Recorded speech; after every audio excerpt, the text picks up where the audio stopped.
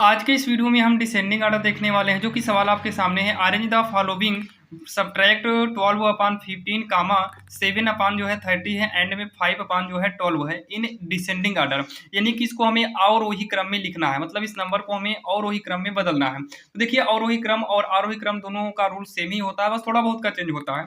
तो सबसे पहले हमें यहाँ पर जो नंबर दिया उसको लिखेंगे, तो यहाँ पर लिखेंगे वी है, यानी कि हमारे पास जो है पहले उसको लिखते हैं। कितना, माइनस का 12 अपान 15 है, और 7 अपान कितना है 30 है, और उसके बाद क्या है एंड 5 अपान कितना है 12 है। ठीक, हमें इतना दिया है। अब यहाँ पर देखिए, जो नीचे ये हमारा डिनोमिनेटर है, यानी कि जो हर है, जो नीचे वाला है, इसका हमें क्या करना है, हमें इसका एलसीएम निकालना है। तो यहाँ पर हम लिखेंगे एलसीएम ऑफ कितना है 15 है, उसके बाद 30 है, फिर उसके बाद कितना है 12 है। अगर हम इसका एलसीएम निकालेंगे तो इसका एलसीएम 60 आएगा। 15, 30 और 12 का जो लासा आने वाला है वो कितना आएगा, 60 आएगा।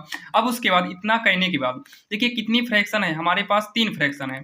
तो हम ये जो 60 है ना, इसको हम 3 बार लिखेंगे। 3 फ्रैक्शन है तो 3 बार, 1 2 3, और यहाँ आगे क्या करना है, हमें भाग का जो है, डिवाइड का जो है चिन्ह भी लगा देना है।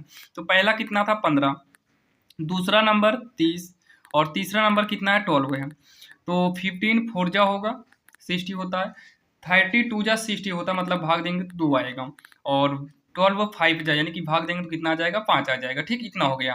अब उसके बाद यहाँ पर हम लिखेंगे 9।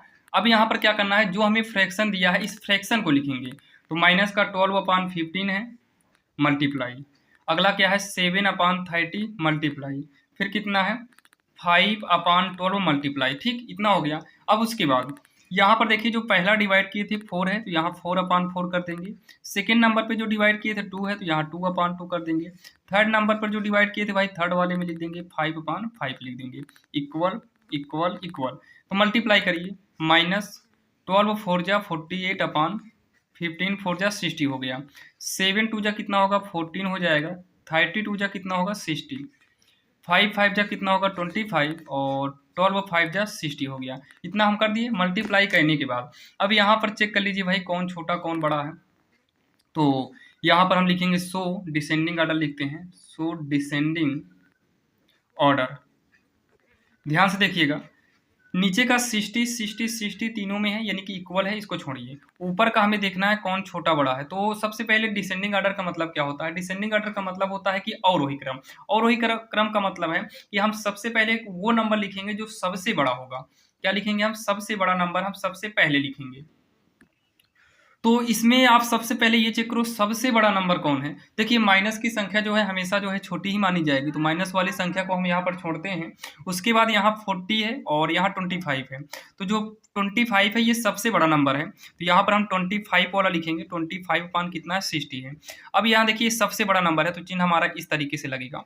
इससे छोटा कौन सा है 40 है, तो 14 है, 14 अपान 60 हो गया। इससे छोटा नंबर कौन है भाई, माइनस की संख्या छोटी मानी जाती है, तो माइनस का 48 अपान कितना है 60 है।